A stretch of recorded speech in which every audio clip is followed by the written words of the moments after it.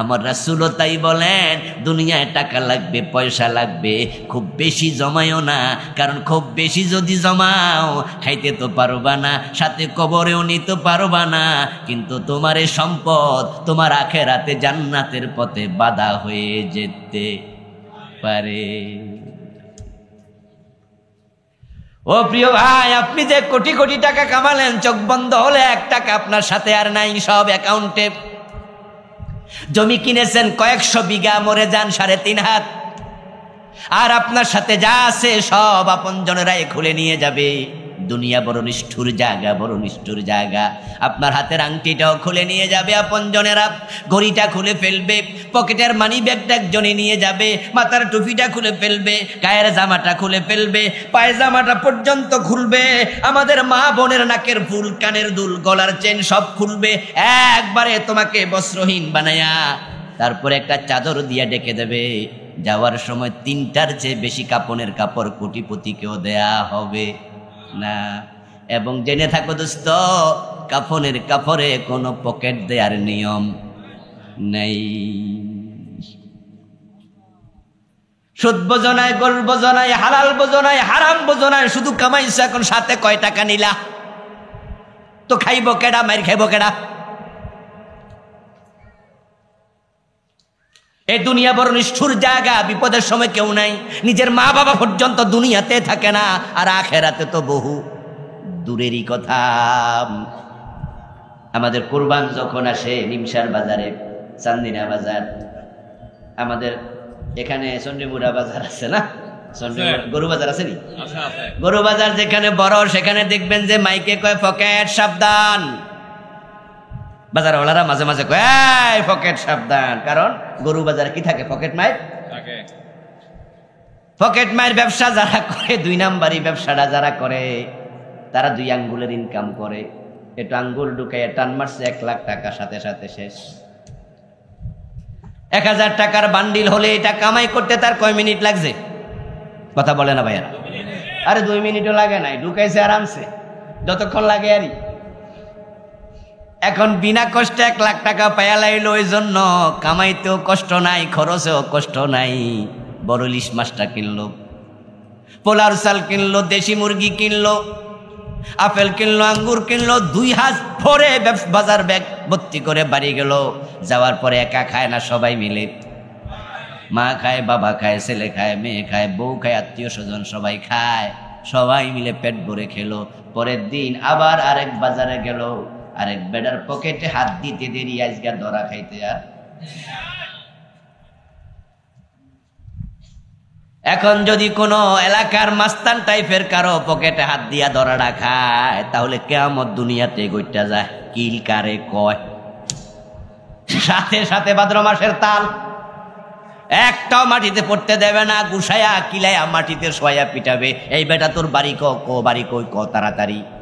ও বেটা ঠেলায় বললাম আমার বাড়ি অমুক গ্রামে, এই তোর বাবার নাম কি? এর বাবারে মোবাইলে ফোন দে। এখন একজন বাবারে ফোন দিল, নাম্বার ঢুকে গেল, অমুক আপনার ছেলে নাকি? বাবা কয় জি। কথা হলে আপনি চন্ডীমুড়া আসেন। বাপে কয় কেন? পকেট মারি করে ধরা খাইছে, আপনার সাথেও কথা আছে। 30 সেকেন্ড পরে দেখবে মোবাইলে আর কল বুঝবে না, কানেক্ট দেয়া সম্ভব না। বাবারে পুলিশ পাঠাইও আনতে পারবেন না, বাবা জানে এই টাইমে গেলে মাইর খাওয়ার সম্ভাবনা বাবারও। গতকালকে সবাই মিলে আপেল খাইছে, আজকে মাইর খায় কয়জনে? এটাই হলো দুনিয়া। এবার কবরের খবর কি? আল্লাহকুমুত তাকাসুরু, আল্লাহ এক শব্দে কত দারুণ মেসেজ দেয়। এইভাবে আরো চাই, পাগল হয়ে গেছো কামানোর জন্য, এটাই তোমাদের ধ্বংস করে দিয়েছে, ঠিক কিনা? স্বল্পে তুষ্ট হয়ে যান, স্বল্পে তুষ্ট হয়ে যান, অভাব কমে যাবে, কম খাবেন, আলহামদুলিল্লাহ বলবেন। হারামে আরাম নাই, হারামে আরাম নাই। যারা বেশি হারাম কামায়, আল্লাহ মুখের খাবার শুদ্ধ তুলে নেবে, আরাম তুলে নেবে। যারা বেশি ঘুষ খায়, বেশি হারাম খায়, সন্তান হবে মাস্তান, সন্তান হবে মদখোর, বউয়ের হবে ক্যান্সার, নিজের হবে এমন রোগ আল্লাহ দিয়া দেবে জীবনের এক পর্যায়ে। খাবার দাবার পর্যন্ত বন্ধ। ডাক্তার বলে দেবে সকালবেলা একটা রুটি খাবেন, কাপসালের ভাত খাবেন, রাতের বেলায় সবাই খাবে, আপনি শুধু তাকায়া থাকবেন।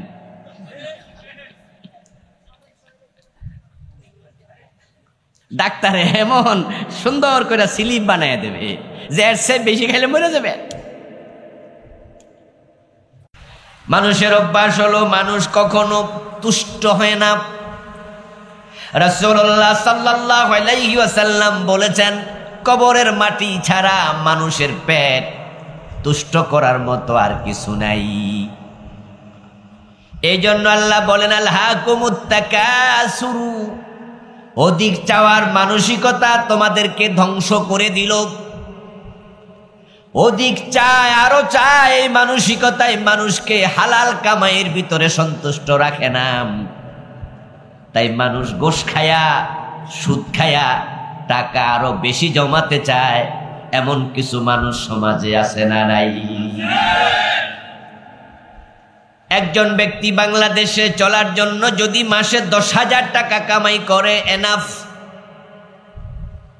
দুজন চলার জন্য 20,000 টাকা কামাই যদি থাকে যথেষ্ট। ঢাকা শহরে যদি 30,000 টাকা কামাই করে, তাহলে একটা পরিবার ছোটখাটো একটা ফ্ল্যাটে থেকে দুটা ডাল ভাত খাইয়া 30,000 টাকা কামাই থাকলে সুন্দর চলতে পারে। কিন্তু যার বেতন 50,000, ওই ব্যক্তি 30,000 টাকা যে কামাই করে তার চেয়ে ঘোষ কম খায় না বেশি খায়? যার বেতন যত বেশি তার ঘোষের অঙ্কটাও তত বেশি। যে 10,000 টাকা বেতনে চাকরি করে তাকে 500 টাকা ঘোষ দিলে সে নেক। আর যে 50,000 টাকা বেতনে চাকরি করে 500 টাকা ঘোষ দিলে তিরস্কার করে বলে, আমারে ফকিন্নি পাইছো নাকি? ঠিক না? আরে আমি এত কম খাই না। এর মানে দুনিয়া হায় সেই বেশি চায় যার আছে ভুরি ভুরি। আপনার টাকা আরো চাই করতে করতে আপনি হালালের সীমা লঙ্ঘন করে ফেলবেন। যে ব্যক্তি হালালের সীমা লঙ্ঘন করে হারামের ভিতরে ঢুকে যায়, মানুষ যখন হারাম খায় তখন থেকে তার ইবাদত কবুল হওয়া বন্ধ হয়ে যায়। হারাম খাইলে ইবাদত কবুল হবে না। প্রিয় নবীজি বলেছেন, ইন্নাল্লাহা তাইয়্যিবুন লা ইয়াকবালু ইল্লা তাইয়্যিবা। আল্লাহ নিজে পবিত্র, তিনিও পবিত্র, কোনো কিছু গ্রহণ করেন না। তাই প্রিয় নবী বলছেন, হারাম খাইয়া কাবায় যাইয়াও যদি 2 হাত তুলে দোয়া করো, ফালা ইউস্তাজাবু লাহুম।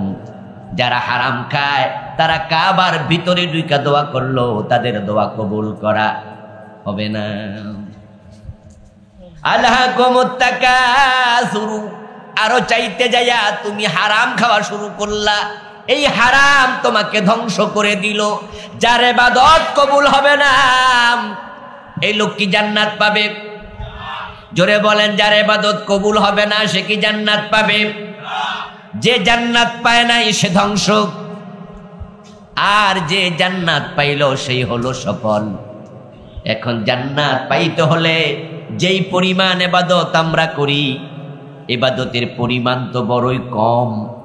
আবার সেটাও যদি হারামের কারণে কবুল না হয়, তাহলে আমও নাই, সালাও নাই। আমাদের ইবাদত তো বড় সামান্য। হাদিসে পাওয়া যায়, রাসূলুল্লাহ সাল্লাল্লাহু আলাইহি ওয়াসাল্লাম যখন নামাজে দাঁড়াতেন, এত লম্বা নামাজ পড়তেন, তারিমাত কদমাহু, নামাজে লম্বা দাঁড়ানোর কারণে রাসূলের 2 পা ফুলে মোটা হয়ে যেত। মা আয়েশা রাদিয়াল্লাহু তাআলা আনহা হাদিস বর্ণনা করেন, প্রিয় নবী যখন রুকুতে যেতেন এত লম্বা রুকু দিতেন, আমার কাছে মাঝে মাঝে মনে হতো রাসূল বুঝি সিজদার কথা ভুলেই গেছে। আল্লাহর হাবিব যখন সিজদায় যেতেন এত লম্বা সিজদা দিতেন, মাঝে মাঝে আমি ভয় পেয়ে যেতাম উনি মরে গেলেন কিনা। আমি উনার পায়ের মাঝে সিমটি কেটে দিতাম। রাসূল পা নাড়া দিলে বুঝতাম তিনি মরেন নাই, জীবিত আছেন। অথচ আমরা যখন নামাজে যাই যেই হুজুর কেরাত যত ছোট পড়ে ওই হুজুর তত ভালো। তাই যে হুজুর তারাবির নামাজ ধীরে সুস্থে পড়ে, লম্বা তারাবির নামাজ পড়লে মসজিদে মুসল্লি দিন দিন কমতে থাকে। যেই মসজিদে 20 টাকা তারাবি 18 মিনিটে শেষ হয়ে যায়, ওই মসজিদে মুসল্লি সংখ্যা বেড়ে যায়। এক নিঃশ্বাসে 7 আয়াত পড়ে ফেলে সূরা ফাতিহা, মাঝখানে নিঃশ্বাসও ফেলে না।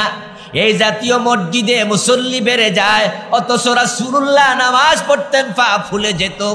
আমাদের ইবাদত এত ছোট, আমাদের ইবাদত এত কম।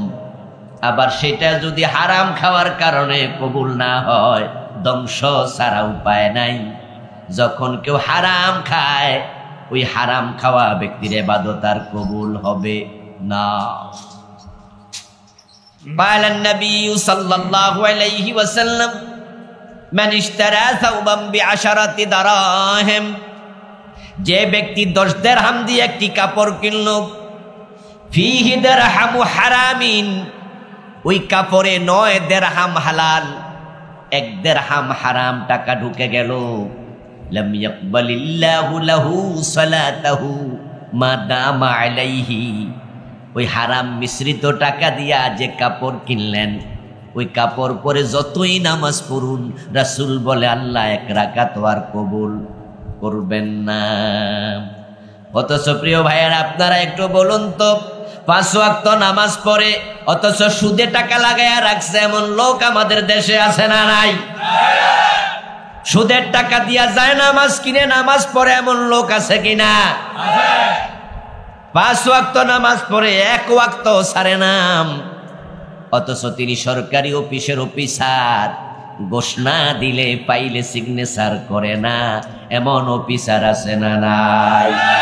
ঘোষের টাকা পকেটে নিয়ে নামাজে দাঁড়ায়, এমনও আছে কিনা? কারণ যে ঘোষখোর অফিসার ঘোষ খায়, তিনি তো সকালবেলা অফিসে গেলেন, সকাল 10টা থেকে প্রতি সিগনেচারে 500 টাকা 1000 টাকা কামাই করলেন, পকেটে ঢুকালেন। জোহরের আজান যখন হলো, মনে মনে তিনি ভাবেন নামাজ জান্নাতের চাবি, কোনোভাবে নামাজ মিস করা যাবে না।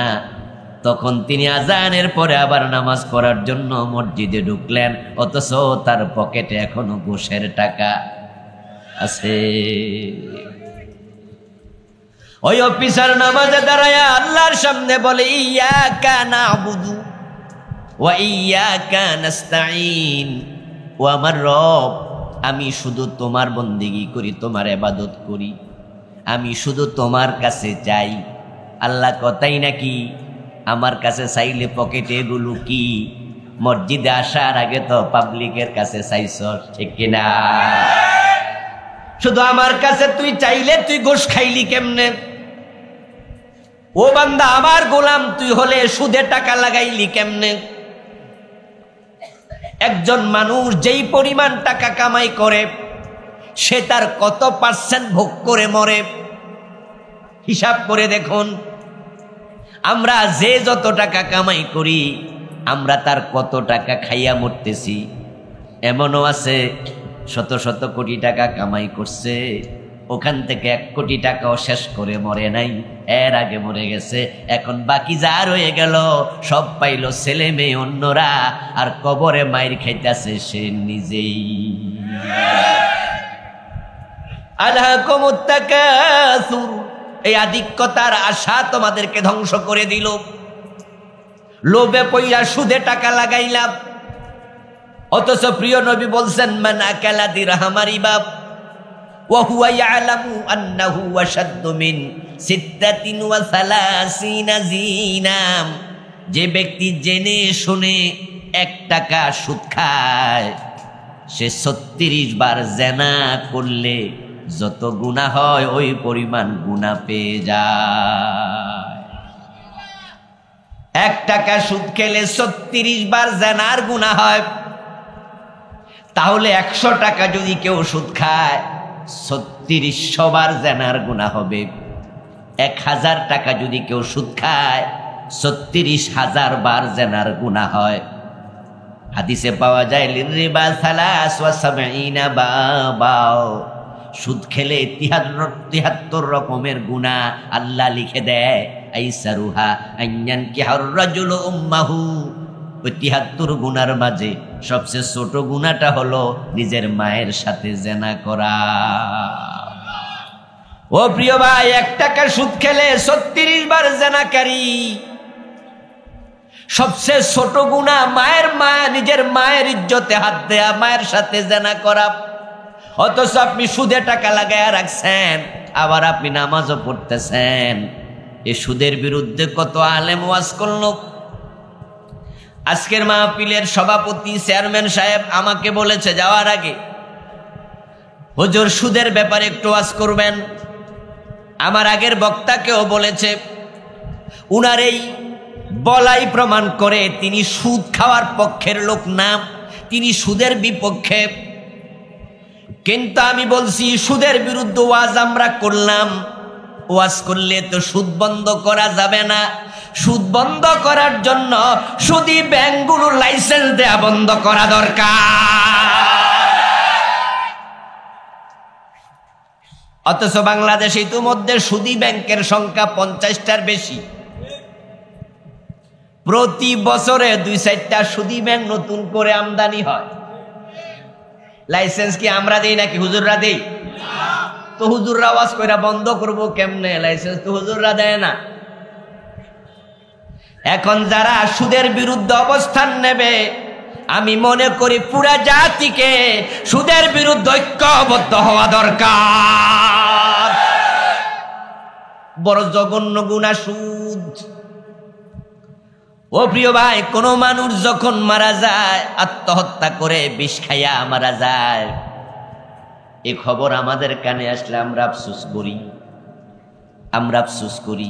আরে কামডা করলো কি? এই লোকটা আত্মহত্যা করলো, ফাঁসিতে ঝুলে মারা গেল, বিষ খাইয়া মারা গেল, কামডা করলো কি? আমরা আফসোস করি না? আরে কামডা করলো। আমার ভাইয়েরা, কারণটা কি আফসোস করার? কারণ হলো এ লোকটা একটা কবিরা গুনাহ করা অবস্থায় মারা গেছে। যেই কবিরা গুনাহ থেকে তাওবা করার সুযোগ তার আর নাই। আত্মহত্যা করা কবিরা গুনাহ, সুদ খাওয়া কবিরা গুনাহ। আত্মহত্যা করলে মায়ের সাথে জিনা হয় এমন হাদিস আমি পাই নাই। কিন্তু সুদের 73টা গুনার মাঝে সবচেয়ে ছোটটা হলো নিজের মায়ের সাথে জিনা করা। এখন যেই লোক সুদে টাকা লাগানো অবস্থায় মারা যায়, ওই লোক তো নিজের মায়ের সাথে জিনা করা অবস্থায় মরল। ঠিক। তো আত্মহত্যা যে করলো, বিষ খাইলো, ফাঁসি দিল, তার মৃত্যুর খবর শুনে আপনি আফসোস করেন, অথচ আপনি নিজেও সুদে টাকা লাগাইছেন। তো কার লাগা কেডা আফসোস করলো?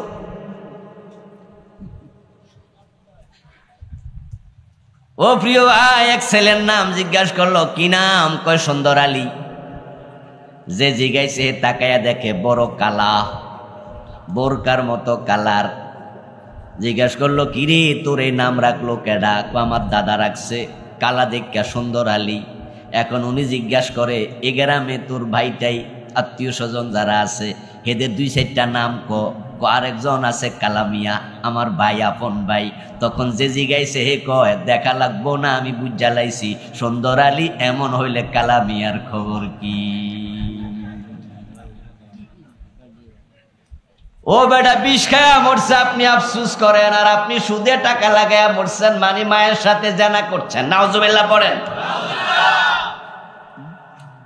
এখন যারা সুদ খায় না তারা মনে মনে আমরা বাঁচলাম, কিন্তু রাসূলুল্লাহ আরেক জায়গায় বলছে, লাআনা রাসূলুল্লাহ সাল্লাল্লাহু আলাইহি ওয়াসাল্লাম আকিলার রিবা ওয়া মুকিলাহু ওয়া শাহিদাইহি ওয়া কাতিবাহু ওয়া ক্বালাহুম সাওয়াউন। প্রিয় নবী বলছেন, ও মিয়া, সুদ খাইলে শুধু গুনাহ হয় না, যে সুদ খায়, যে সুদ দেয়, যে সুদ লিখে, যে সুদের সাক্ষী থাকে, তারা 4 জন সমান গুনাহগার হবে।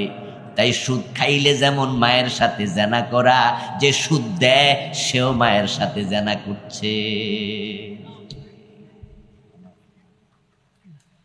এখন আমাদের সমাজে যে সুদ আজকে চলছে, এক সময় সুদে টাকা আনার জন্য ব্যাংকে যাওয়া লাগতো। এখন ব্যাংকওয়ালারা বাড়িতে আইয়ে দোকানে আইয়া কয়, ভাই কয় টাকা লাগবো নেন, বেচা কিনা দিয়েন। আগে সুদে টাকা আনার জন্য গ্রামীণ ব্যাংকে জামাই গেলে চলবে না, বউ পর্যন্ত নেওয়া লাগতো। এখন মুক্তবাজার অর্থনীতিতে সুদের টাকা দেওয়ার জন্য মানুষ বসে আছে পকেটে টাকা নিয়া। সুদ এখন গ্রামে গ্রামে রন্ধ্রে রন্ধ্রে পৌঁছে গেছে।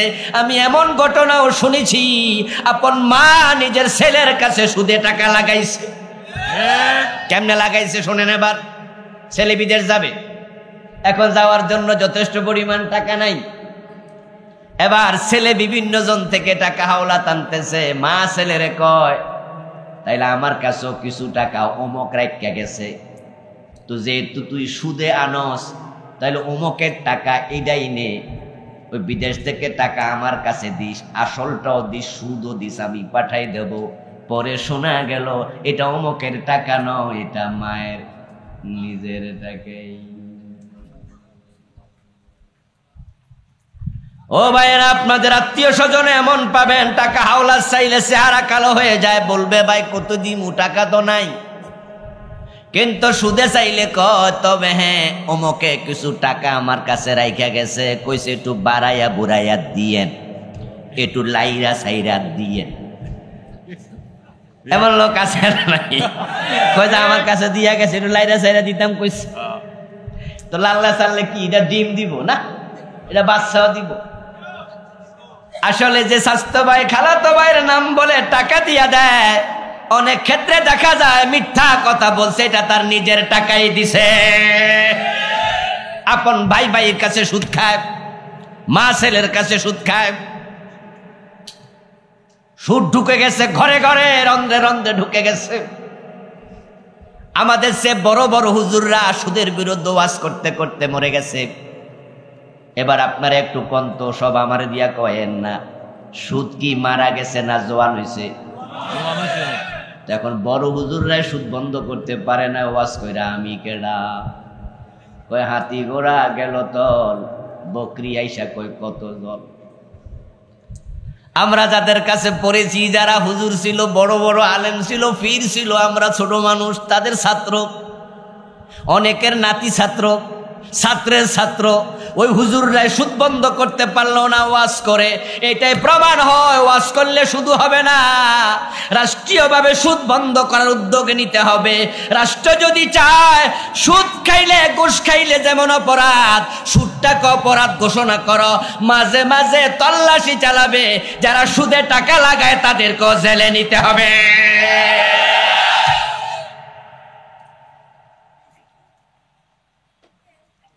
ও প্রিয় ভাইরা, তখনই এটা সম্ভব যখন সুদের বিরুদ্ধে পুরা জাতি ঐক্যবদ্ধ হবে।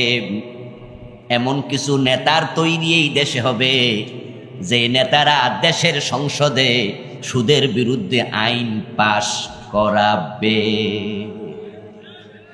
ওয়াজ করলে হবে না। আপনি কি ভাবছেন আমরা ওয়াজ করে দিলেই মদ বন্ধ হয়ে যাবে? অনেক জায়গায় গেলে আমাদের নেতা নেত্রীরা বলে, এমপি মন্ত্রী পুলিশের এসপি এক জায়গায় সার্কেল অফিসার আমার পাশে কানে কানে আমারে বৈশা কয়, হুজুর আমার পক্ষ থেকে একটা অনুরোধ, ওয়াজ তো আপনি আপনার মতো করবেন ঠিক আছে, কিন্তু আমার একটা ওয়াজ আপনি একটু করেন। আমরা কইলে পাবলিক শুনে না, আপনারা কইলে শুনবো। তা আমি কইলাম, স্যার কোন কি ওয়াজ? কয় মাদক যুব সমাজকে শেষ করে দিচ্ছে, আমরা প্রশাসনও কুলাইতে পারছি না। হুজুর আপনি দয়া করে মাদকের বিরুদ্ধে 10 মিনিট হইল কইবেন, এটা আমার অনুরোধে। আমি তখন ওয়াজ করেছি, ঠিকই করি, না বললো তো করি। কিন্তু আপনারা বিবেকমান মানুষ, আপনাদের কাছে আমার প্রশ্ন, এই যে ওয়াজে মাদকের বিরুদ্ধে আমি মাহফিলে এসে ওয়াজ করব, এখানে মদ খায় কয়জনে? এমন কয়জন আছে এখানে? রাতের বাজে 10:15, মদ খোর বুঝি 10:15 পর্যন্ত মাহফিল থাকবো আর ম্যাগের ভিতরে এই মাড়িত বইয়া? বরং যারা হতবাগা, যারা মদখোর আছে, 2-4টা যদি মাহফিলে আসেও, ওই জিলাপি দোকান পর্যন্ত আইছে। মাহফিল আইয়া জিলাপি দোকানে বইয়া ওয়াজও শোনে, মাঝে মাঝে মোমবাতিও টানে, ঠিক না? বিড়ি খাইতে খাইতে ওয়াজ শুনতাছে, মাইক যেহেতু আছে চা দোকানে বইও তো ওয়াজ শোনা যায়, মাহফিলে জানা লাগবো নাকি? কারণ শয়তান ব্যারিকেড দিয়া রাখছে রহমতের বাগানে, এমন হতভাগা প্রবেশ করতে শয়তান দেবে না। তাই এখানে মদের বিরুদ্ধে ওয়াজ করে লাভ কি? মদ খাইলো কেডা, ওয়াজ শুনলো কেডা? যারা আমাদের মাহফিলে আসে তাদের মাঝে 99.99 মদ খায় না। যারা মদ খায় তারা ওয়াজে আসে না। এখন জ্বর উঠছে কার, কম্বল দিলাম কারে? ঠিক না? জ্বর উঠছে যার, কম্বল দরকার তার, ঠিক না? তো ওয়াজ তো দরকার মদখোরদের কাছে, ওরা তো আসলো না, ওয়াজ করে কি লাভ হবে? এই জন্য শুধু ওয়াজ দিয়া হবে না, মাদক বন্ধ করতে চাইলে হযরত ওমরের মতো 80 বেতেরান চালু করতে হবে। ওয়াজ করলে যদি মাদক বন্ধ হয়ে যেত, রাসূলুল্লাহ সাল্লাল্লাহু আলাইহি ওয়াসাল্লামের চেয়ে বড় ওয়াইজিন কেডা ছিল? আল্লাহ তাআলা তো তার রাসূলকে বলে দিতেন, ও রাসূল, কেউ চুরি করলে ধরে এনে 5 মিনিট ওয়াজ করে দিবেন, হাত মাত কারণ দরকার নাই, আপনি ওয়াজ করলে চোর ভালো হয়ে যাব। অথচ আল্লাহ শুধু ওয়াজের কথা কইছে না, হাত কাটার আইন দিছে। আল্লাহ বোঝে, চোরে শুনে না, ধর্মের কাহিনী। ওয়াজ করা লাগবে। ফাযাক্কিরিন নামা তামুযাক্কির লাস্তা আলাইহিম বিমুসাইতির। ও প্রিয় নবী, ওয়াজ করবেন, নসিহত করার দায়িত্ব আমি আপনাকে দিয়েছি, জবরদস্তি করার জন্য পাঠাই নাই। জোর করে মানুষকে মোমেন বানানো দরকার নাই, নসিহা করেন। তবে নসিহা যারা শুনবে না, আমি বলেছি চুরি করো না, আপনিও বলবেন চুরি করলে আবার হাত কেটে দিতে হবে। আল্লাহর হাবিবকে আল্লাহ বলেন নাই যারা মদ খাবে ওয়াজ করে দিয়েন, বরং না, ও নবী, আমি ওহির মাধ্যমে আপনারে জানাইয়া দিলাম মদ খাইলে 80 বেত লাগাতে হবে। রাসূলুল্লাহ ওয়াজও করতেন, সাথে সাথে 80 বেতের আইনও চালু করেছেন। আপনারা সবাই জানেন হযরত ওমর নিজের ছেলেটাকেও রেহাই দেন নাই।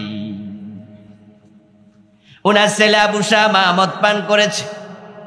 ফারুক আজম ওমর রাদিয়াল্লাহু তাআলা আনহু নিজের ছেলেকে 80 বেত লাগাইছে। বেত্রাঘাত সহ্য করতে পারেনি, আবু শামা মরে গেছে।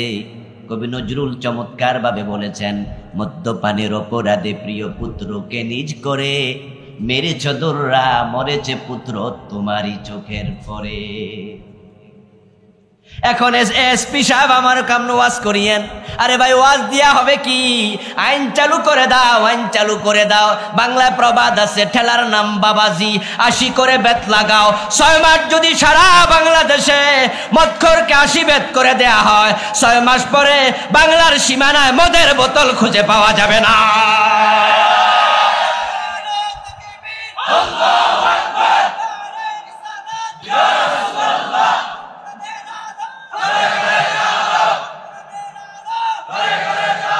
আমার প্রিয় ভাই, 80 বেত করে যদি লাগাও, মদ পান করলে সেটা টেলিভিশনে দেখাও, খবরে লাইভ প্রচার করো কেমনে লাগাইতাছে।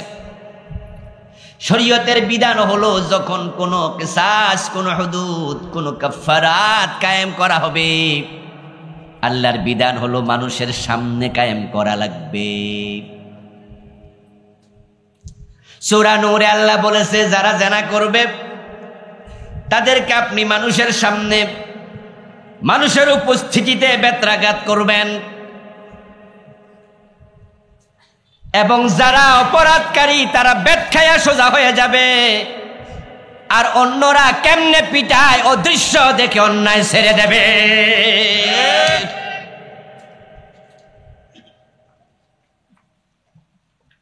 এখন যদি টেলিভিশনে দেখানো হয় কেমনে 80 বেত লাগাচ্ছে, ভিডিও বানায়া ইউটিউবে, গুগলে, ইনস্টাগ্রামে, বিভিন্ন সোশ্যাল মিডিয়া আপলোড করে দেয়া হয়, এবং মদ খাইলে কেমনে 80 বেত লাগায় পত্রিকায় হেডলাইন করে ছবি দেয়া হয়। আর মাদক সেবীরা এটা দেখে মদ খাওয়ার সময় ডরে ভয়ে ঠান্ডা পানি খাবে। এখন এই মাদক আমরা কেমনে বন্ধ করব? আইন তো আমাদের হাতে নাই। এখন যারা মাদক বিরোধী তারা আইন বানানোর সময় ফাঁক রাইখা বানায়। মানুষের বানানো আইন আর মাকড়সার জাল সমান। মাকড়সা যেমন জাল বানায় আর মনে মনে ভাবে এমন জাল বানাইছি বইয়া বইয়া খামু, কেউ ছিটতে পারবে না, মশামাছি আটকায়, তারা দুর্বল। কিন্তু টিকটিকি যখন দৌড় মারে আটকায়ও না, বরং জালটাও থাকে না। মানুষের বানানো আইন আর মাকড়সার জাল একরকম, বড় দুর্বল।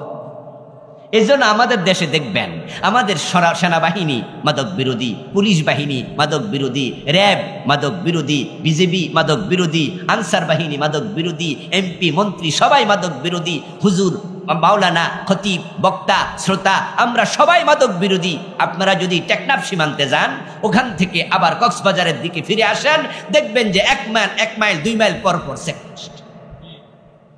বিশেষ করে উখিয়া গেলে, যেখানে মায়ানমারের ভাইয়েরা এসে 13 লাখ থাকতেছে, ওখান থেকে আপনি কক্সবাজারের দিকে ঢুকবেন, দেখবেন যে সামনে সেনাবাহিনীর চেকপোস্ট, বিজিবির চেকপোস্ট, পুলিশের চেকপোস্ট, আনসারের চেকপোস্ট, খাদি চেকপোস্ট। আপনি এটা ব্যাগ হাতে করে আনেন, ব্যাগ পর্যন্ত তল্লাশি করবে,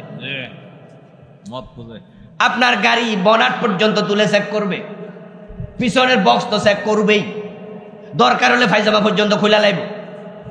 সবাই বুঝাইয়া দেয় আমরা মাদক বিরোধী। আপনাদের কাছে জানতে চাই, এরপরও দেশে ইয়াবা আছে না নাই? এখন ইয়াবা কি হয়ে গেছে? বাবা হইছে, কয়দিন পরে চাচা হইব, জ্যাডা হইব। সবাই মাদক বিরোধী, তারপরও কেন মদ, কেন ইয়াবা? কারণ তারা আইন বানাইছে মাকড়সার জালের মতো। এই জন্য আমাদের দেশে মাদক বিরোধী যে একটা মন্ত্রণালয়ের অধীনে অফিস আছে, যে একটা সংস্থা আছে, ওই সংস্থার নাম হলো মাদক নিয়ন্ত্রণ অধিদপ্তর। কি নাম? মাদক নিয়ন্ত্রণ। কথা বলেন সবাই, কি নাম? নিয়ন্ত্রণ মানে কি? নির্মূল। নির্মূল আর নিয়ন্ত্রণে পার্থক্য আসেনি? নিয়ন্ত্রণ মানে কি? খাইও তবে কম কম, নাকি? ব্রেক অফ করো, গাড়ি থামাও, এটা এক কথা। গাড়ি নিয়ন্ত্রণে চালাও, এটা কি একই কথা? নিয়ন্ত্রণে মানে হলো চলতে থাকুক, তবে একবার 80 মাইল গতিতে চলিও না, মোটামুটি মাঝে মাঝে ব্রেক যেন করতে পারো, অ্যাক্সিডেন্ট না করো, এটারে কয় নিয়ন্ত্রণ। আর ব্রেক মানে থামায়া দেয়া। মাদক নির্মূল অফিস বানায় না, নিয়ন্ত্রণ অফিস বানায়া ওরাই খাওয়ার সুযোগ রেখে দিয়েছে। তাই 5 স্টার হোটেলগুলোতে মদের ব্যবসা চলছে।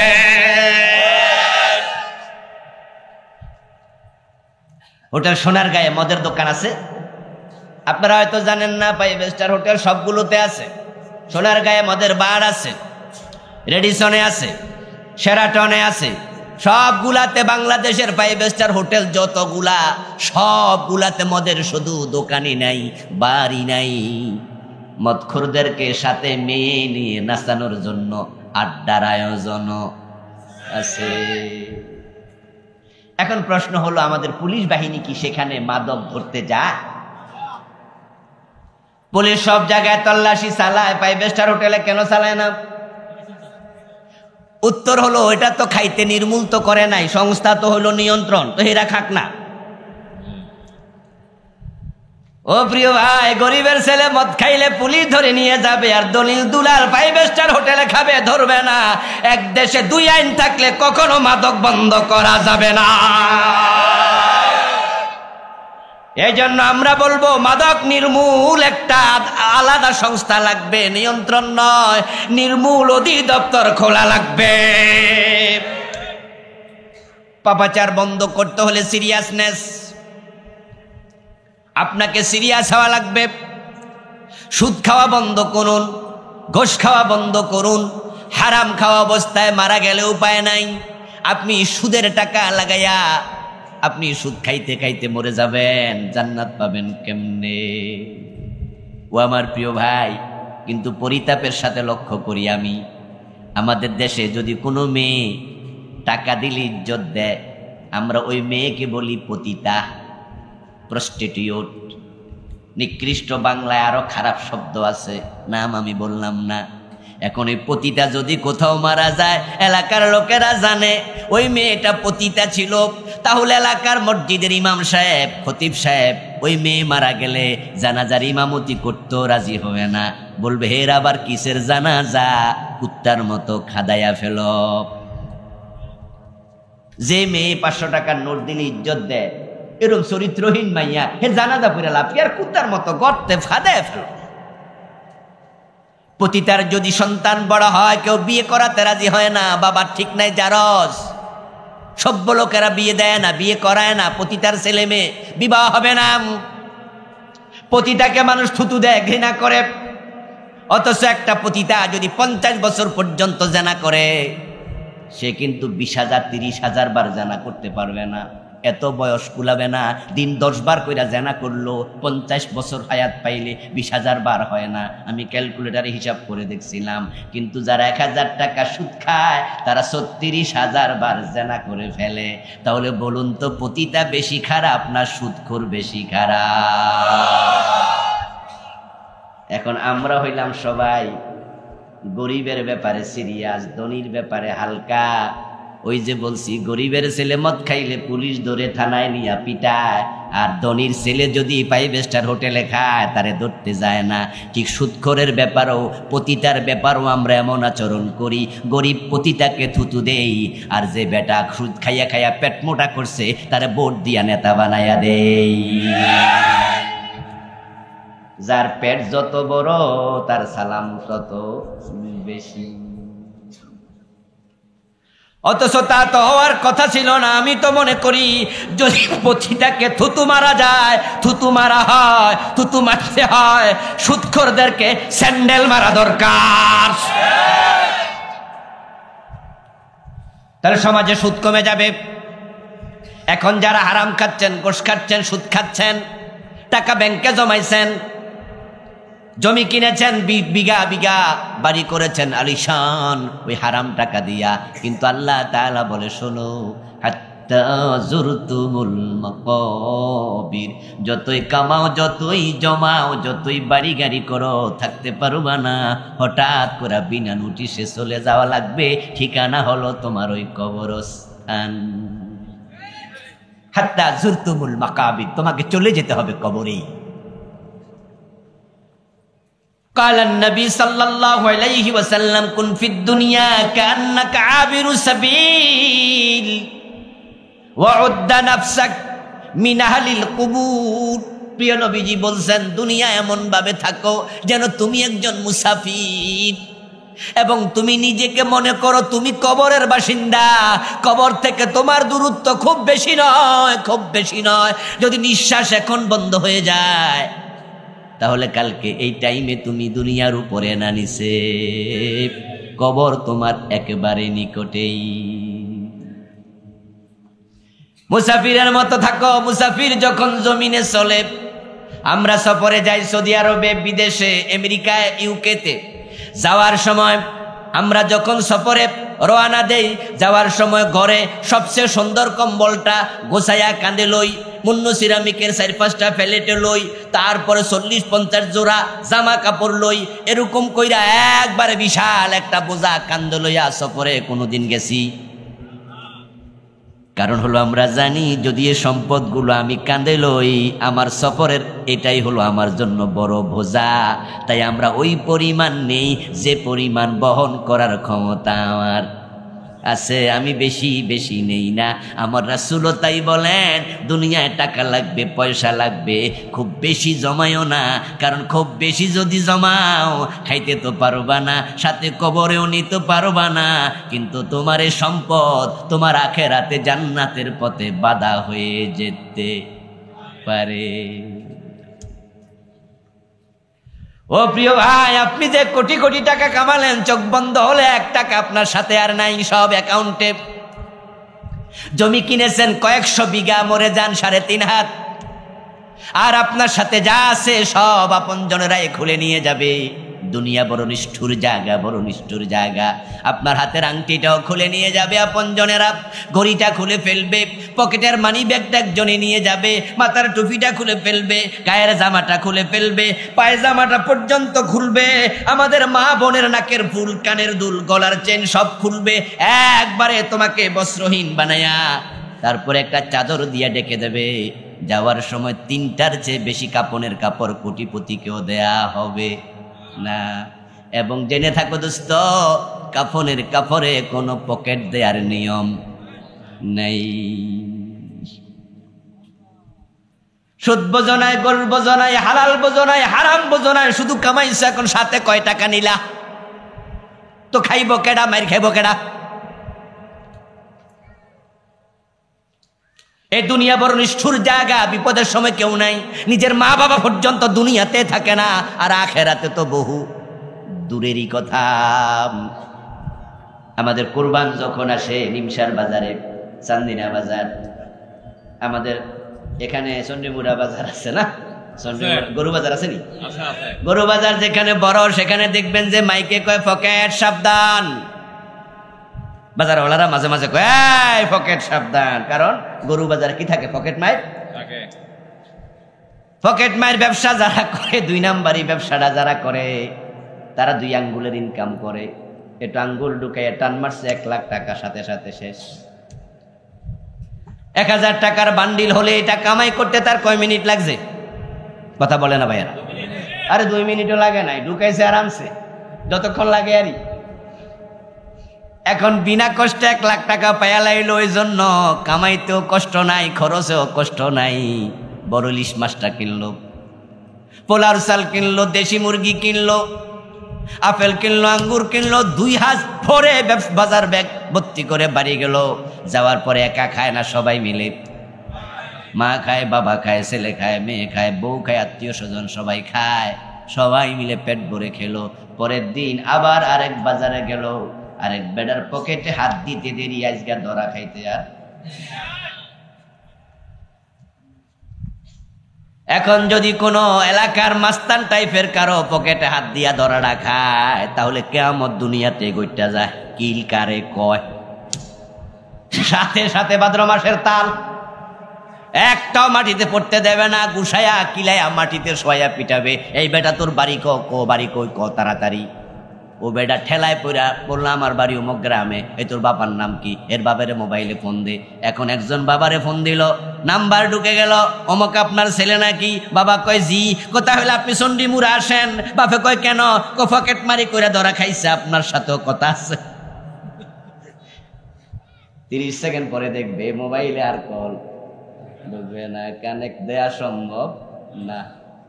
বাবারে পুলিশ পাঠাইও আনতে পারবেন না। বাবা জানে এই টাইমে গেলে মাইর খাওয়ার সম্ভাবনা বাবারও।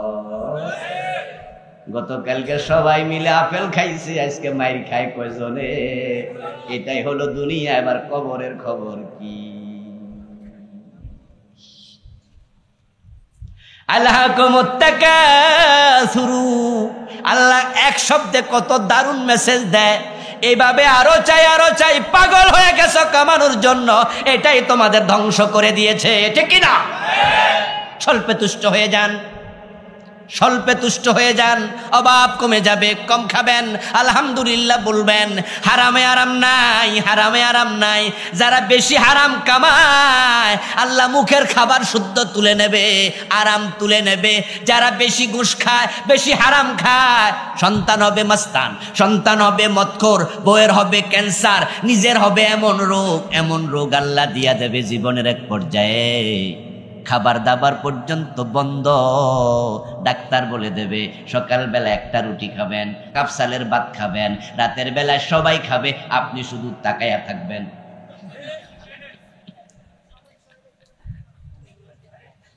ডাক্তার এমন সুন্দর করে স্লিপ বানায় দেবে যে এর চেয়ে বেশি খেলে মরে যাবে। যারা বড় বড় গাড়িতে চলে, বিশাল বড় বড় বাড়িতে থাকে, এসি রুমে থাকে, আপনারা যারা মিডল পন্থী আছেন, মধ্যম ধরনের আছেন, কম পয়সাওয়ালা, গরিব নিম্নবিত্ত আছেন, মধ্যবিত্ত আছেন, অনেকে মনে করে এই বেডার ফাজারো জিভে কত এসি, বাড়িতে এসি, গাড়িতে এসি, কত মজা। অনেক বড় লোক দেশে আছে, খবর নিয়ে দেখেন, ট্যাবলেট না খাইলে ঘুমেও ধরে না। হারামের মাঝে আসলে আরাম নেই। আল্লাহকুমুত তাকাসুর, আধিক্যতা তোমাকে শেষ করে দেবে, দুনিয়াতেও দেবে, আখিরাতেও দেবে। আমি এমন লোককে চিনি, পরিচিত আছে আমার সাথে, অনেক পয়সাওয়ালা মানুষ, কিন্তু সাংসারিকভাবে খুব অশান্তি। আমার ড্রাইভারের সাথে গল্প করছে এক ভিভিআইপি লোক বাংলাদেশে, এমন এখানে আমার মনে হয় 70-80% নাম বললে চিনে ফেলবেন, এতটা পরিচিত মুখ। ওর ড্রাইভার গল্প করছে তার বউ মদের বারে গিয়ে মদ খাইয়া এতটা এলোমেলো হয়ে গেছে যে হেঁটে গাড়িতে উঠতে পারে না। পরে ড্রাইভার সহ আরেকজন মিল্লা দুইজন কোলে লইয়া বউরে গাড়ি তুলছে। অথচ লোকটা দেশের ভিআইপি, শত শত কোটি টাকার মালিক। এবার বলুন তো, যে ভদ্রলোক ঘরে যাওয়ার পর রাতের 12টা বাজে দেখে ঘরে বউ নাই, বউ মদের বারে আছে। রাতের বেলা 2টা বাজে ছেলে বাসায় নাই, হে আরেকটা গেছে। দেখে রাতের 1:30টা বাজে মাইয়াটাও আসে নাই, সে আরেক ড্যান্স ক্লাবে নাচতেছে।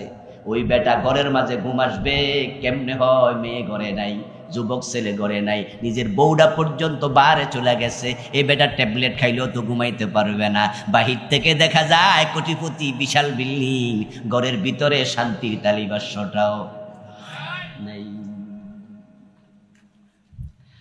এই জন্য আপনাদেরকে অনুরোধ করব, হালাল ভাবে কোটি টাকা আসুক, কোনো অসুবিধা নাই। ওসমান রাদিয়াল্লাহু তাআলা আনহু ধনী মানুষ ছিলেন, আপনিও ধনী হবেন, ইসলামের জন্য ব্যয় করবেন, মসজিদ বানাবেন, মাদ্রাসা বানাবেন, ব্রিজ বানাবেন, কালভার্ট বানাবেন, ইয়াতিম পালবেন। টাকা এই উসিলা আল্লাহ জান্নাত দেবে। হালাল ভাবে আসুক, আপত্তি ইসলাম করেনি, কিন্তু হারাম ভাবে বড়লোক হবেন না, কোনো লাভ নাই। হারামের আরাম আল্লাহ কেড়ে নিয়ে যায়। ঐশীর নাম শুনছেন? ঐশীরে কি ভুলে গেছেন নাকি আপনারা? যারা বড় মানুষ, শিক্ষিত, তারা বলে নাই, ছোটরা হয়তো নাম জানেনি। 5-7 বছর আগের ঘটনা। মা বাবা দুইজন অফিসার, বাবা তো অনেক বড় অফিসার, মেয়ে ক্লাস 9-এ পড়ে। হঠাৎ করে পত্রিকার হেডলাইন, বাবা মা দুইজনকে গত রাতে 9-এ পড়ুয়া মেয়ে জবাই করে মেরে ফেলেছে। পত্রিকার হেডলাইন দেখে, টেলিভিশনের খবর দেখে আঁতকে উঠলাম, হায়রে বাবারে মারে মারে মারে। দেশে এমন শুনেছি, কিন্তু কোনো মেয়ের হাতে বাবা মা খুন এর আগে আর আমি শুনি নাই। আবার ছোট্ট একটা মাইয়া, কেন হলো কি হলো জানি না। পরবর্তী খবরে আসলো, দেখলাম এ মেয়ে ছিল মাদকাসক্ত, এবং তার বাবা ওই মেয়েকে নাকি প্রতি মাসে তার পকেট খরচ দিত 50,000 টাকা। পত্রিকার রিপোর্ট, তার বাবা তাকে হাত খরচ দিত 50,000। তার বাবা ছিল একজন পুলিশ অফিসার। আমার প্রশ্ন জাতির কাছে, ও বেটার মাসিক বেতন কত, ঘর ভাড়া কত, মেয়ের খরচ 50,000, ছেলে আছে, ছেলের খরচ কত, তার বউয়ের খরচ কত, তার এক মাসে তার ফ্যামিলি মেনটেনের খরচ কত, এবং তার বেতনটা কত। যখন আমরা হিসাব মিলাই, আমরা নিশ্চিত হয়ে যাব এ লোকটা হালাল কামাইতো না, ঘুষখোর অফিসার ছিল, হারাম খাইতো, তার মেয়েকে 1000 টাকা দিত। এতে বোঝা যায় হারামের মাঝে আল্লাহ আরাম তুলে নিছে। একটা মাইয়ারে মদখোর বানাইয়া দিছে, ও মাইয়ার হাতে জামাইবো 2টা শেষ। এতে তো প্রমাণ হয় হারামের মাঝে আসলেই আরাম নেই।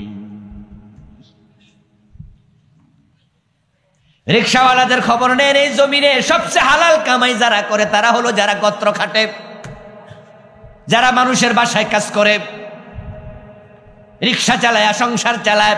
আপনি তাকায় দেখেন, ওই রিক্সাওয়ালা সারাদিন খেটে 500 টাকা কামাই করে, 700 টাকা কামাই করে। একটা রিক্সাওয়ালা যদি চায় হারাম ভাবে কামাই করতে, হারাম ভাবে কামাই করার সুযোগও তো নাই। 20 টাকার ভাড়া 25 টাকা চাইলে পাবলিকে ধমক মারে, ঠিক না? একটু বেশি চাইলে আরে ভাবে হারাম ভাবে কামাইবেন, আসলটাই দেয় না। বরং 20 টাকার ভাড়া 15 টাকা দিয়া উল্টা কয়, বেটা অনেক দিছি, যা। ভাড়া বেশি চাইলে আর থাপ্পড় মারে, এমন লোক আছে না? এই রিক্সাওয়ালারা হালাল কামায়, হালাল, দিন মজদুররা হালাল কামায়। তার পজিটিভ দিক দেখেন। এবার ডায়াবেটিক আক্রান্ত হইয়া খাবার দাবার বন্ধ হয়ে গেছে এমন রিক্সাওয়ালা সমাজে কয়জন পাবেন? খুব কম। রাতে ঘুমের ট্যাবলেট খাইয়া ঘুমায় এমন রিক্সাওয়ালা কয়জন আছে? ছেলে মদখোর, গাঁজাখোর, মাইয়া পলাইয়া গেছে, মদ কথা শোনে না, জালেম হয়ে গেছে, এমনও আপনি পাবেন না। রেয়ার কেস 2-4 জন পাইলে পাবেন। বরং রিক্সাওয়ালাদের ব্যাপারটা দেখবেন, কামাই কম খায় বেশি। এমন রিক্সাওয়ালাও আছে সকাল বেলায় শুধু কাঁচা মরিচ দিয়ায় 3 প্লেট খাইয়ালায়। পেঁয়াজের নাম কইলাম না, কারণ দাম বেশি, না হয় কইতাম যে কাঁচা মরিচ এবং পেঁয়াজ দিয়া। কারণ পেঁয়াজ মানুষ কয় যে বউ কোটার সময় কান্দে আর জামাই কেনার সময় কান্দে। হ্যাঁ, বাজারে কিনতে গেলে কেডা কান্দে আর ঘরে কোটার সময় কেডা কান্দে। কি জাজ রে বাবা। সকালবেলায় বের হওয়ার আগে 3 প্লেট পান্তা ভাত খায়ালায়, দুপুর বেলায় গাড়ি থামাইয়া হোটেলের মাঝে 4-5 প্লেট খায়ালায়, রাতের বেলায় গাড়ি চালাইয়া যখন ফিরে কামাই কত 500-700। যদি কোনোদিন একটু বেশি কামাই হইয়া যায়, কোনো দিলওয়ালা কোনো পয়সাওয়ালা মানুষ আপনাদের এলাকার চেয়ারম্যান ফারুক ভাইয়ের মতো রিক্সায় কোনোদিন উঠেছে, রিক্সাওয়ালার 1000 টাকার নোট দিছে, 20 টাকার ভাড়া কয়টা নিস, এমন 2-1 পয়সাওয়ালা মানুষ সমাজে আছে না? পয়সাওয়ালা এমপি, চেয়ারম্যান, মেম্বার, উনার এলাকার ভোটার, যা 500 টাকা দিলাম, আজকে 1000 টাকা কামাই। কিছু খালি রিক্সাওয়ালা দেখবেন রাতের বেলায় একা একা বাড়ি যায়, আর আপনি বললেন চন্ডিমুড়া বাজার খারাইয়া ওই আমারে নেও, ফিরা কয়েন না, খালি খালি যাইতেছে। আপনি বলে আমারে নাও, না। এর মানে হে বুঝছে আইস গাজা কামাইছি, আপাতত আর না হইলো, মানে ওর মাঝে আরো চাই আরো চাই মানসিকতা নাই। আর বুক পকেটে হাত দিয়া দেখে 10 টাকা 5 টাকার নোট, বুঝছে তো, এরম ফুলা রয়েছে, প্যান্টের পকেটও ফুলা রয়েছে।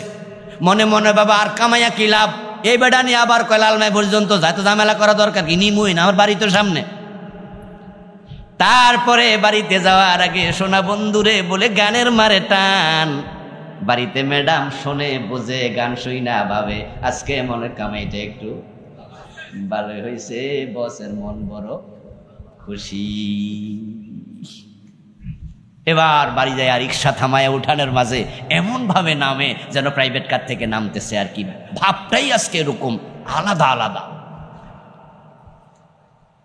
বউ ঘরের দরজা দাঁড়ায় মুসকে মুসকি হাসে আর ভাবে মনে আজকে ভালো কিছু কামাইছে, ঘরে আসছে 2 পকেট থেকে টাকা সহির মাঝে ফালাইতেছে, আর পোলাপান ফেল ফেল করে তাকায়া মনে মনে বাবা আমার বাবা বিল গেটস, পয়সা কারে কয় দেখ, শুধু 10 টাকার নোট আর 20 টাকা, কিন্তু খুশি, বাচ্চাও খুশি, বাচ্চার মাও খুশি, যে কামাইছে সেও। আর আজকে 1000 টাকা কামাই লেছি, আজকে 800-900 কামাই লেছি, স্বল্পে তুষ্ট।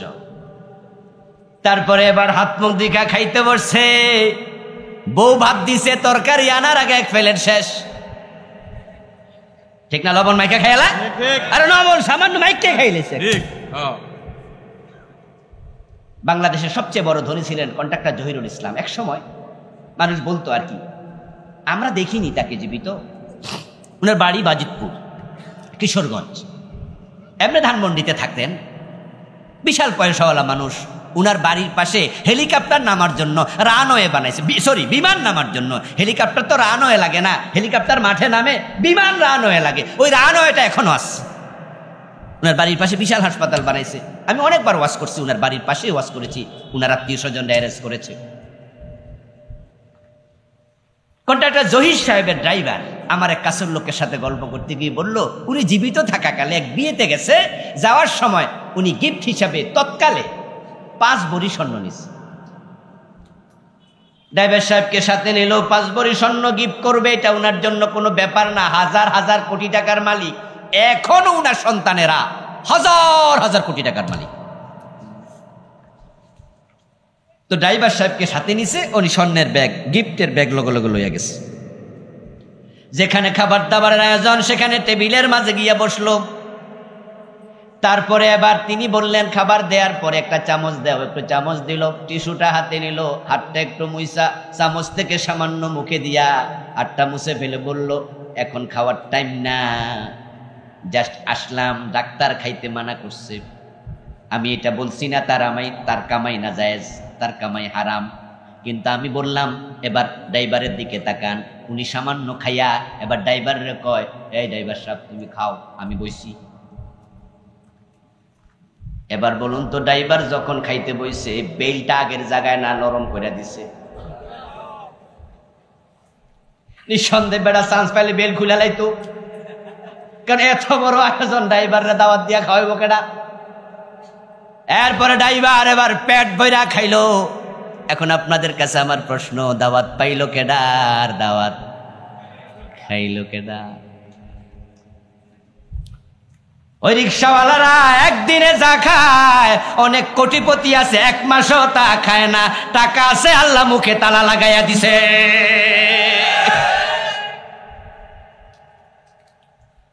কোটিপতি হয়ে কি লাভ হবে যদি তুমি না খাইয়া যাইতে পারো? কবেরও তো নিতে পারবা না, নেয়ার তো কোনো সিস্টেম নাই।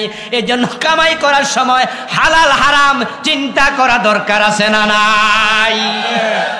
আমি আপনাকে বলবো না যে আপনি কামাই টামাই বন্ধ কইরা চাকরি বাকরি চাইরা দিয়া আপনি জঙ্গলে চলে যান।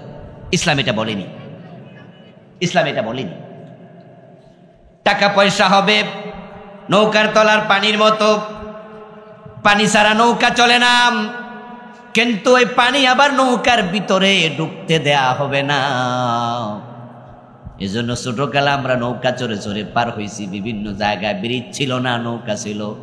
আমিও কুমিল্লার মানুষ, আপনারা তো কুমিল্লার মানুষ নাকি? আমরা কাকরি নদী দিয়ে পার হয়েছি, আমাদের আত্মীয় স্বজন ছিল মিয়াবাজার দিয়া যেটা গেছে, ওখানে আমরা ছোটকালে কত নৌকা পার হয়েছি। দেখতাম নৌকার মাঝি আমাদেরকে নৌকা তুলতো। তখন তো রিক্সা ছিল, রিক্সা সহ নৌকা। তারপর ওই পাশে যাব, তারপরে বেটা বাটি লইয়া পানি কেটে কেটে ফেলাই, কারণ তার নৌকা গামায়া গামায়া পানি উঠতেছে। যে পানি ছাড়া নৌকা চলে না, মাঝি সেই পানি আবার নৌকার ভিতরে থাকতে দেয় না, কাইটা কাইটা পালাইয়া দেয়। কারণ সে জানে এই পানি যদি বেশি ঢোকে এই পানি নৌকাটা ডুবাইয়া দেবে। টাকা ছাড়া দুনিয়া চলবে না, চাকরি বাকরি ব্যবসা বাণিজ্য সব লাগবে। তবে টাকা হারাম হালাল বুইলা কলবে ঢুকাইও না, কলবে আল্লাহর ভয় ঢুকাও, জান্নাতের আশা ঢুকাও। যদি হালাল হারাম ভুলে যাও এই টাকা তোমাকে জাহান্নামে নিয়ে ডুবাইয়া ছাড়বে। হাত্তা জুরতুমুল মাকাবির, তোমরা চলে যাচ্ছ, সবাই যাচ্ছ ঠিকানা কবর। হতে পারে আজকের দিন তোমার জীবনের শেষ দিন, আজকের রাত শেষ রাত।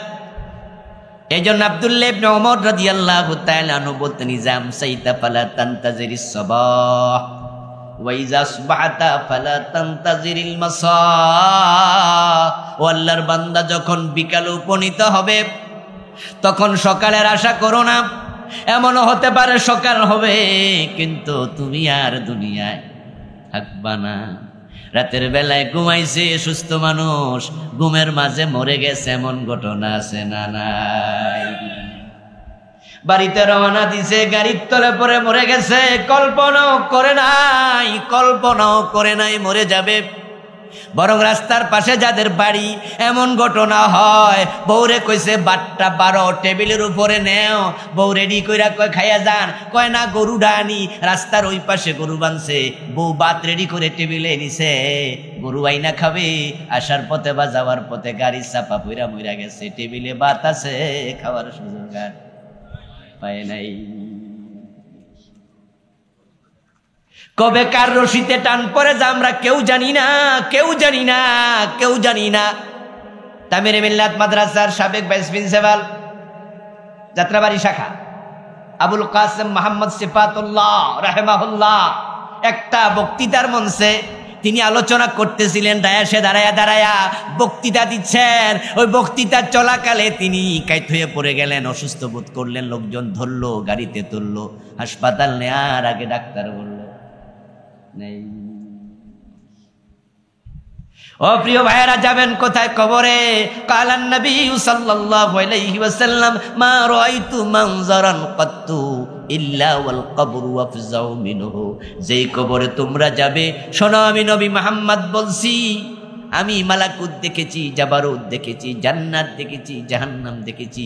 মেরাজে আল্লাহ আমারে সব দেখাইছে, কিন্তু কবরের মতো মারাত্মক কোনো জায়গা আমি আর কোথাও দেখি নাই। ওই আপনার বাড়ির পাশে মাটির নিচে কবর, মা শুয়ে আছে, বাবা শুয়ে আছে। আমার রাসূল বলছেন, আমি যত জায়গা দেখেছি কবরের মতো মারাত্মক জায়গা আমি আর দেখি নাই। ওই কবরের ব্যাপারে সাবধান হয়ে যান, সতর্ক হয়ে যান। কবর হবে তেমন, আপনার আমল হবে যেমন। কবর কেমন হবে তা দেখার জন্য মরা দরকার নাই। আমরা যারা হজ করতে যাই, আপনারা যারা হজে গেছেন, হজের টাকার উপর ডিপেন্ড করে প্যাকেজ হয়। 5 লাখ টাকার প্যাকেজ আছে, 8 লাখ টাকার প্যাকেজ আছে, 15 লাখ টাকার প্যাকেজও আছে, আবার এক সময় 3 লাখ 3.5 লাখ টাকার প্যাকেজও ছিল। আমরা প্যাকেজের দিকে তাকাইয়া বুঝি হোটেলটা কেমন হবে, দূরত্ব কেমন হবে এবং সেখানে খাওয়ার মান কেমন হবে। যদি আমরা শুনতাম 15 লাখ টাকার প্যাকেজ, 10 লাখ টাকার প্যাকেজ, আমরা বলি নিশ্চয় হোটেল হবে কাবা ঘরের সাথে, ক্লক টাওয়ারে হবে, শেরাটনে হবে, পাশে দারুণ দারুণ বিল্ডিং আছে, দারে তাওহীদে হবে। নামবেন আর কাবার ঘর, নামবেন আর নামাজ পড়বেন। অথবা এমন জায়গায় মসজিদ আছে, মসজিদে আবু বকর সিদ্দিক হোটেলের মাঝে কাবার অংশ মসজিদ বানাইছে, নামাজ পড়ার জন্য জামাতে মাটি তো নামা প্রয়োজন হয় না। খাবার 3 বেলা দেবে, ভিআইপি মানের হোটেল হবে সেই রকম। আর যে বেটার প্যাকেজ 3.5 লাখ, ওই বেটার হোটেলটা কেমন হবে, খাবার কি এমন হবে, থাকার রুম কি এমন হতে পারে, আমরা তখন বুঝে নেই। 1.5 মাইল দূরে হতে পারে এমন হোটেল দেবে যেটা লিপ ভাঙ্গা, হয়তো ওঠার সময় আটকা পড়া যাবে, নামার সময় টিপলে নামবো না, নিজে হাইটটা নামবা। তারপরে রওনা দিয়া নামাজ পথে মাঝে জামাত শেষ, রাস্তার মাঝে খাড়াইয়া পড়বা। খাবার হয়তো 1 বেলা দেবে, আরেক বেলা তুমি খাইতে পাইবা না। এই হলো 3.5 লাখের প্যাকেজ, 15 লাখের মতো হয় না। যারা নামাজে ফাঁকি দেয়, রোজায় ফাঁকি দেয়, ফজর পরে জোহর পড়ে না, আসর পরে মাগরিব পড়ে না, জুমা পরে ওয়াক্তিয়া পড়ে না, তাদের কবর কখনো ভালো জায়গা হবে না। ও প্রিয় ভাই, তোমার আমল হবে যেমন, তোমার কবর হবে তেমন। কবরের জিন্দেগি শুরু হয়ে যাবে মানুষের। ইন্তেকাল করে কবরস্থ করার সাথে সাথে কোনো দেরি নাই। রাসূলুল্লাহ সাল্লাল্লাহু আলাইহি ওয়াসাল্লাম বলছেন, ফেরেশতা দুজন এসে তাকে তুলে ধরাইয়া বসাবে, হাত্তা ইয়াসমা কারআন আলিহিম। যখন তাকে তুলে বসাবে, আপনজনেরা কবরের মাটি সমান করে দিয়া চলে যাচ্ছে, ওই কবরস্থ মানুষটা উঠে বসে তাদের জুতার আওয়াজ চলে যাচ্ছে নিজের কানে শুনবে। এর মানে দাঁড়ালো কবর দিতে দেরি, ফেরেশতা আসতে দেরি করবে না। এবং যে 2জন ফেরেশতা আসবে, ওই 2জন ফেরেশতা এতটা মারাত্মক হবে, তাদের চোখ হবে ঘূর্ণায়মান নক্ষত্রের মতো। রাসূলুল্লাহ সাল্লাল্লাহু আলাইহি ওয়াসাল্লাম বলেছেন, আতাহু মুনকার ওয়া নাকির, আইয়ুনহুমা মিসলু কুদুরিন নুহাস ওয়া আনিয়াবুহুমা মিসলু সায়াসিল বাকর ওয়া সুয়াতুহুমা মিসলুর রাত। তাদের চোখ হবে তামার ডেগের মতো, ঘূর্ণায়মান নক্ষত্রের মতো, দাঁত হবে গাই গরুর শিংয়ের মতো, কণ্ঠস্বর হবে গর্জন, মেঘের যে গর্জন হয়, বিজলি চমকানোর সময় যে ঠাডা পড়ে, ঠাডা পড়ার মতো কণ্ঠ হবে, অপরিচিত হবে, চোখগুলো নীল হবে, চেহারা কালো হবে। তারা 2জন এসে আপনাকে কবরে তুলে বসাবে, বসাইয়া আপনার সাথে কথোপকথন শুরু করবে। মান রাব্বুকা ওয়া মা দীনুকা ওয়া মান নাবিয়ুকা। তারা প্রশ্ন করবে আরবিতে, আপনি তো আরবি জানেন না। আবু জাহেল আবু লাহাব জানতো, উত্তর দিতে পারেনি, পরিস্থিতি বড় ভয়াবহ। তখন আল্লাহর সাহায্য ছাড়া কোনো ব্যক্তি কবরে প্রশ্নের উত্তর দিতে পারবে না।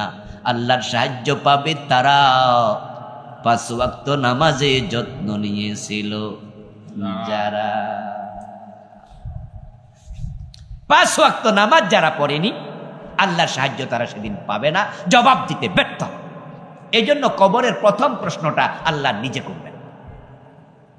আমাদের দেশে আমরা সবাই জানি যে কবরের প্রথম প্রশ্ন ফেরেশতা করবে, মান রাব্বুকা ওয়া মা দীনুকা। অথচ এই হাদিসটা মাশহুর হয়েছে পাবলিকের কাছে আলেম ওলামাদের বক্তৃতার কারণে। আরেকটা হাদিস আলেমরা কম বলার কারণে পাবলিকলি মাশহুর হয়নি।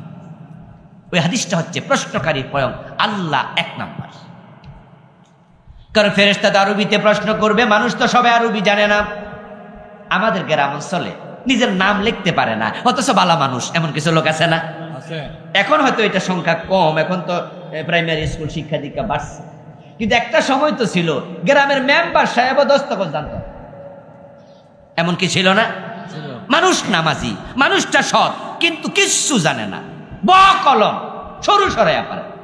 আচ্ছা, যে নিজের বাংলা ভাষা দেখে দেখে পড়তে পারে না, হে বেটা মান রাব্বুকা কইলে ফেরেশতারা আরবি বুঝবে? আর জবাব দিতে না পারলে তো জাহান্নাম।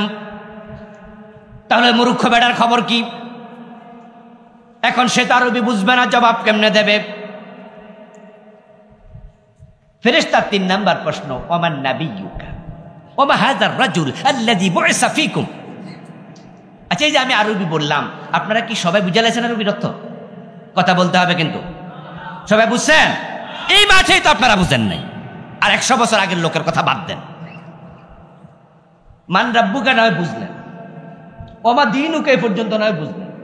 3 নাম্বার প্রশ্ন তো লম্বা, ওমা হাযার রাজুল আল্লাযী বুইসা ফীকুম, এটা কি বুঝবেন আপনি? তার জবাবটা কেমনে দেবেন? আপনি তো প্রশ্নই বোঝেন নাই। এই জন্য ফেরেশতা প্রথম প্রশ্নকারী নয়, প্রথম প্রশ্নকারী হবেন আল্লাহ নিজে। কারণ আমার রব জানে তামাম দুনিয়ার সব মানুষ আরবি প্রশ্ন উত্তর দিতে পারবে না। আর প্রশ্নের আরবি উত্তর যদি না দিতে পারে, সবাইরে আল্লাহ জাহান্নামে দিয়া দিলে তার কোটি কোটি নামাজি বান্দাও জাহান্নামে যাওয়া লাগবে, কারণ বেটা তো আরবি বুঝেই না। এই জন্য বিশ্বনবী বলছেন, ইযা উকবারাল মাইয়িত ইযা কুবরাল মাইয়িত মুসিলাত লাহুশ শামসু ইনদা গুরুবিহা। মানুষকে যখন কবরস্থ করা হবে, ফেরেশতা 2 জন যাইয়া তাকে কবরে তুলে বসাবে, তখন সে উঠেই দেখবে সূর্য ডুবে যাচ্ছে। সূর্যটাকে ডুবন্ত অবস্থায় আমার আল্লাহ হাজির করে দেবে। ওয়াজলিসু ওয়ায়ামসাহু আইনাই, ওই লোকটা উঠে দেখবে সূর্য ডুবে যায়। সে যদি নামাজি হয়, তখন তার মনে পড়ে যাবে, আল্লাহ তাকে মনে করাইয়া দেবে। সুবহানাল্লাহ পড়েন। আল্লাহ মনে করাইয়া দেবে, এ সূর্য তো ডুবা যায়, আসরের নামাজ তো পড়স নাই। ওই নামাজি ব্যক্তিকে আল্লাহ শুধু মনে করাইয়া দেবে না, আল্লাহ ফেরেশতাদের সাথে কথা বলার জন্য আরবিও শিখাইয়া দেবে। সুবহানাল্লাহ। আমরা যারা 5 ওয়াক্ত নামাজ পড়ি, কখনো নামাজ কাজা করি না। এমন যদি হয় কোনোদিন জোহরের নামাজ পড়ার পরে আপনি টের পান নাই, ঘুম গেছেন, আসর পড়েন নাই, এমন সময় উঠলেন, উঠে দেখেন মাগরিবের সূর্য ডুবে যাচ্ছে, ডুবতে আর 10 মিনিট 15 মিনিট বাকি আছে। ওই সময় একজন নামাজি মানুষের কাছে আল্লাহর এই দুনিয়াতে নামাজের চেয়ে গুরুত্বপূর্ণ আর কোনো কাজ নাই। ইন্না লিল্লাহ পরে দৌড় মারবে ওযু করার জন্য, ওযু করে নামাজ পড়ে আগে, তারপরে বাকি কিছু। দৌড়ানো অবস্থায় মা ডাক দিল, ও বাছা শোন, কথা আছে। আপনি ইশারা দেবেন, মা সূর্য ডুবে যায়, আগে নামাজ পড়ি, তোমার কথা পরে শুনবো। বাবা ডাকলো, দাঁড়াবে না, কেউ ডাকলে খারাবে না, আগে নামাজ, আগে নামাজ, আগে নামাজ। সূর্য ডুবার 10 মিনিট বাকি আছে। আমরা যারা নামাজি, ওই সময় নামাজের গুরুত্ব সে বুঝবে। আপনারা যারা ফাঁকিবাজ, আপনারা বুঝবেন না আমার ওয়াজের মর্ম। এজন্যই কবি বলেছেন, কি যে ব্যথা বিষে বুঝি বেশি কিসে, কবু আসে বিষে দংশেনি যারে। একজন নামাজি পাগল হয়ে যাবে নামাজের জন্য, কোনো কথা নাই, আগে নামাজ। তো ঠিক কবরে ফেরেশতা আপনাকে জাগাবে, আর আল্লাহ তাআলা আপনাকে টেস্ট করবে নামাজি ছিল কিনা। সূর্যটা ডুবন্ত অবস্থায় হাজির করবে। রাতের 12টা বাজে দাফন করুক, আর দুপুর 12টা দাফন করুক, সে উঠে দেখবে সূর্য ডুবতেছে। সূর্যটাকে ডুবন্ত অবস্থায় হাজির করবেন কে? জোরে বলেন না কে? এবার এই ব্যক্তি চোখ মুছবে, আর ফেরেশতারা বলবে, মান রাব্বুকা ওয়া মা দীনুকা। আর ওই লোক কি বলবে শুনুন, কালান নবী সাল্লাল্লাহু আলাইহি ওয়াসাল্লাম ফায়াকুলু দাউনি উসাল্লি। ওই লোকটা বলবে, কথা বলার সময় নাই, আগে আমি আসরের নামাজ পড়ি। যখনই নামাজে এই কথা বলে দেবে, তখন ফেরেশতারা বুঝে নেবে এ তো আল্লাহর ভালো বান্দা, আল্লাহর পরীক্ষা তো পাশ করে ফেললো, আল্লাহ তো তার মুখ থেকে কথাই শুনতে চাইছিল। এবার ফেরেশতারা বলবে, ও আল্লাহর বান্দা, এটা আলমে বরজক, এখানে আর নামাজের প্রয়োজন নাই, তুমি বসো, তুমি বসো। এবার আল্লাহ তাআলা কোরআনে বলতেছে, ইউসাব্বিতুল্লাহুল্লাযীনা আমানু বিল কওলিস সাবিতি ফিল হায়াতিদ দুনিয়া ওয়া ফিল আখিরাহ। আমি আল্লাহ জাতীয় লোকেরে দুনিয়া ঈমানের উপর অটল রেখেছি, আমি আখেরাতের প্রথম ঘাঁটি কবরেও তাকে ইমানের উপর অটল রেখে দেব। এবার প্রশ্ন করতে দেরি, আমার আল্লাহ সব উত্তর শিখাইয়া দেবে। এখন দুইটা উত্তর দেবে এলেম থেকে, 3 নাম্বার উত্তর দেবে দেখা থেকে। উত্তর কিন্তু তিনটা একরকম নয়। প্রথম প্রশ্ন মান রাব্বুকা, তোমার রবকে? আল্লাহ বলবে তুই তো আমারে রব মানতি, তাই বলে দে রব্বি আল্লাহ, বলে দেবে। ওয়ামা দীনুকা, তোমার দিন কি, কোনটা জীবন ব্যবস্থা হিসাবে মেনেছ, বলে দেবে দীনি আল ইসলাম। আর প্রশ্ন হলো রাসূলকে নিজের চোখে দেখবে? একবারে কবর থেকে মদিনার নবী মুহাম্মদ সাল্লাল্লাহু আলাইহি সাল্লামকে নিজের চোখে দেখতে পাবে, একবারে কাছে, একবারে কাছে। ওয়ামা হাযার রাজুল ওয়ামান হাযার রাজুল, এই লোকটাকে চেনো নাকি? রাসূলুল্লাহ সাল্লাল্লাহু আলাইহি সাল্লামকে আমরা সবাই কি দেখছি? আমরা অনেকে তো স্বপ্নও দেখি নাই, আর চর্মচক্ষে তো দেখিয়ে নাই, স্বপ্নেও তো দেখি নাই।